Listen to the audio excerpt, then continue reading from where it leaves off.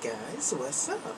Now, someone asked me about what I eat, and I'm pretty sure y'all are tired of hearing me talk about intermittent fasting, because in all honesty, I eat the same things you eat. It's just that I don't eat, or rather I do eat, only during a specific amount of time, and then the rest of the time I don't eat. So, basically whatever I can cram into those 8 hours I can eat, I do. I am mindful about carbs and sugar because that will overload me. But for the most part, I pretty much eat, short of McDonald's. I don't do fast food anymore, period. But I will still eat a frozen meal. And sometimes I'll eat a deli prepared meal because I don't really feel like cooking. But I do cook most of the time. I eat a lot of spinach. I love spinach dishes. A lot of frozen perch fillets. A lot of shrimp. I love shrimp scampi. Once in a while, I'll treat myself to some crab legs because I just really love seafood, as well as, I will make crab cakes. As far as beef goes, spare ribs, some type of hamburger dish, but usually hamburgers and gravy, and chuck steak. I love chuck steaks. But, if you've been to the grocery store lately, you can't even get a chuck steak for under $12, and I refuse to pay that much. So a lot of times, if I can get out the house on a Wednesday, I will go to Martin's and get something that's been marked down and just cook it right away. But for the most part, I pretty much eat what you all eat. I will still buy butterscotch crimpets. I just won't eat them all in the same day anymore. And I still have chips. But I confine it to if I'm having a sandwich or a hamburger. I don't just eat a bag of chips. So that's kind of sort of how I do it. Because if I got too regimented, then I wouldn't stick to it. This way, by not over-regimenting myself, I can stick to it. That will automatically keep me level. So, let's get on with this video.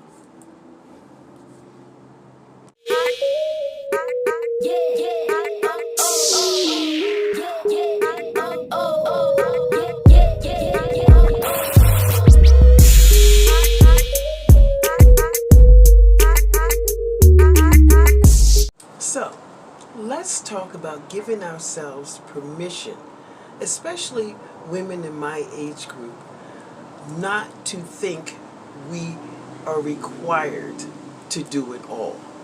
Now, when I was married and I had my business in the beginning, not only did I run the business, but I also took care of the house, took care of the laundry, and took care of all the meals. And on the rare occasions when my ex-husband offered to help, well, I just pursued him away because he wasn't going to do it as good as I could do it. That was my first mistake. And that is something I try to emphasize with my daughter now, because she is as driven as I used to be. There comes a point in a woman's life where, unless you are going to be a stay-at-home wife and mother, trying to do it all is hard as crap. And it turns you into this brittle person that there's no air around, because you were on such a timetable. This got to be done, this got to be done, this got to be done, this got to be done. And you are over picky about how it is to be done. And so that is something I have to own for when I was married. And I don't want to see my daughter make the same mistake that I did. When I got arthritis, all of a sudden it became extremely hard for me to keep my house in showroom condition, which is what I have always done because that was something I felt like I needed to do. And that was part of the reason why I was really good at owning a professional home cleaning service, because I knew what perfection was supposed to look like. And while it was great in my business, which allowed me to, ask for more money than most, and also made us Small Business of the Year one year, it created havoc with people in my personal life because my standards were so high and so rigid. You know, I won't tell you how many employees I went through trying to find people who could do it as well as I did it, not realizing at the time that while they may have made $15 an hour, I was making everything else. So why should I expect them to do it as well as I was doing it when they were only making a fraction of the money? It took me a minute to figure that out. It took me a minute. So once I got arthritis, it became so hard to keep up with just this little 1,000 square feet. It became so hard. It's like just to do the bathroom took forever because I was still trying to do it the way I had always done it. You know how you get in the shower and you scrub it down and then you rinse it and then you do the tub and then you clean the floor by hand? That got to be so hard on me physically that one day it's like I got slapped upside the head and the universe said, Sheila, unless you're going to pay somebody to do all this for you, you just can't do this anymore. And so then I had to contend with, but if my house isn't perfect, well then who the hell am I? I don't think people realize as you get older and as things change, with your health and maybe sometimes even financially, and you are no longer the person you were in your prime, that is really hard to come to grips with. Now, you all know I fought against arthritis as much as I could. I refused to get a handicap tag. Even when I was using a cane, I refused to get a handicap tag because to me, that felt like I was accepting my situation. But, I asked one of my friends at work who has a handicap tag. I said, well, if you get better, do you have to get the tag back? And she goes, Sheila, I don't really know. So, at least that's something I don't have to, have a moral conversation with myself about.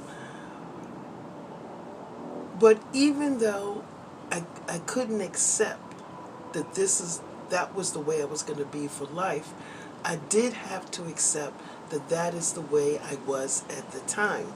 And there were just some things that were just too much for me. So at that point, I was finally able to get rid of this idea of perfection, which is how I looked at the world from a standpoint of, oh, well, these things aren't lined up right, or, oh, man, that picture is really crooked, or, man, there's a lot of dust on the baseboards. My sister said I was judgmental. Now, I didn't think I was, but when you have, siblings who are two different people, one's a neat freak and the other one just doesn't even understand what neat is, well, in her eyes, I was being judgmental. In my eyes, I was just stating the obvious. So,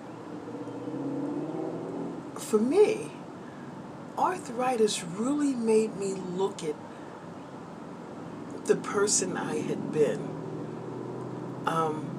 And I realized that I was probably not the easiest person to get along with. I mean, some people at work can tell you I wasn't that easy to get along with when I had really bad arthritis either. But I think you understand what I mean. Sometimes you have to give yourself permission to live the way it is now and not think about what it was in the past, or even make you feel guilty about it, or make you feel less than about it. Sometimes you just have to live in the present. And so finally I was able to get to the point that when my daughters called and said, "Mom, we're thinking about coming over tomorrow," I could say, "Well, honey, you can." Okay, you can. And I will at least make sure there's no ring around the tub, and the the sink is cleaned off. If you're okay with that, come on. And she goes, "Mom, it's okay." And with her it was okay, but it was just hard for me to be okay with it. But basically the universe let arthritis kick my ass for a year and a half just for me to come to grips with some things. And so the one thing I said to my daughter was, "Look, I know how you were raised. I know how you saw me be. Please, honey, don't think you got to do that. Don't run your family away from you because your standards are too damn high. If your standards are going to be high, let them be in that business you own so you can charge top dollar. But don't bring your standards home, because home is where everybody can relax. And if you have to have those standards, then pay somebody to do it. But don't spend all your time doing it, and don't spend your time downing your partner because they can't do it up to your standards." So, my goodness, I am so glad we had those conversations, because not only did it put pressure on both of us about when she came to my house or when I went to her house, but it also strained our relationship, because we had what you might call low-key resentment. If she asked me to come and babysit, then she felt like she had to get the house in order. Okay? And she already has a lot of things going on. When they would come to my house, I felt the same way, because already I'm not as mobile as I used to be. Once we had that conversation, then the main priority is, "Mom, I made sure your bathroom was clean and the washer and dryer doesn't have laundry in it in case you want to do some laundry." For me, I'm like, I made sure the bathroom was clean and I vacuumed, because I know, my grandson likes to play on the carpet and I do have a dog. All of a sudden, neither one of those things was what I would call too much for us to handle with everything else we had going on. Even now that I feel better, I just don't have this burning need to vacuum every time I see a speck of dust. And I ain't gonna lie, I haven't touched those baseboards for a minute. I have already come to the conclusion that if and when I move out of here, they can keep half of my security deposit, because I ain't cleaning no damn baseboards, okay? And I will foam down the oven, but that's all I'm going to do. That's fine. That works for me.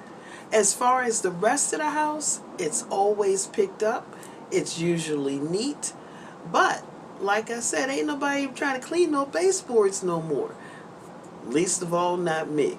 So, this was a great conversation for the two of us to have. And, my thing is this. I don't care who she ends up with, as long as they don't want to come into her house and pick apart the fact that it's not perfectly neat. I mean, she does have a 3-year-old. She does have a job. She does have a business. It's not going to be perfectly neat. And I straight up told her, if anybody walks into your house and looks like they even might have a complaint, walk away. Walk away. And I feel the same way. I don't care who you are, how good you look, or how much money you have. If you have a problem, because my house is not perfect, then feel free to write a check to a cleaning service or keep it moving, baby. Because even at my worst, still look pretty damn good, okay? But I know it's not up to the standards that I had before. But then again, I don't have OCD anymore. Arthritis beat that shit out of me. And you know what? I'm a little bit thankful because now, with my 3 days off, the first day I don't do nothing. I relax. I eat whatever's left in the fridge that might go bad between the hours of 11 and 7 p.m. And I don't even really care. Come Thursday, run my errands. Come Friday, do any cooking I want to for the week. And somewhere between Thursday and Friday, I'll tidy up the kitchen, tidy up the bathroom, and hopefully get the vacuum. Maybe I'll get a vacuum this week, maybe I'll get a vacuum next week. But let's be honest, it's just me and the damn dog. How bad is it going to be? The real crux of this is I am no longer a superwoman, and I'm not even trying to be. I'm happy just being Sheila. And maybe that's what we all need to strive to be. Just be who you are. You don't have to live up to anybody else's standards. You know, I had a client that was a doctor, and her husband owned a business. And every week I brought their house up to where it needed to be. One week I left something there, and they called me and said, Sheila, do you need this? And I said, well, you know, I was just going to buy another one. She goes, no, come on by. We're not going to be here. Use your key, come in the house, and come get it. I said, okay. Oh, my God, I had just left the house like 2 days ago. The house was a mess.